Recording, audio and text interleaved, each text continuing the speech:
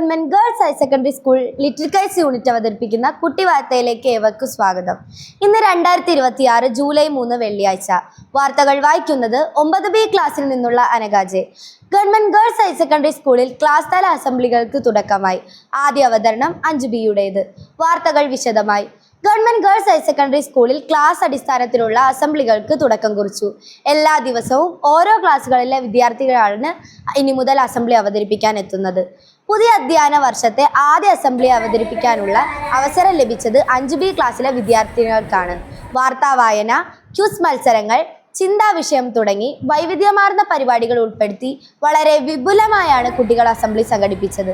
5B class അധ്യാപകനായ ശ്രീ രാജുവിയുടെ നേതൃത്വത്തിലാണ് കുട്ടികൾ പ്രവർത്തനങ്ങൾ തയ്യാറെടുത്തത്.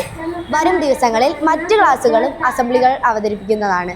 ഇതോടെ ഇന്നത്തെ കുട്ടി വാർത്ത അവസാനിക്കുന്നു. നന്ദി, നമസ്കാരം.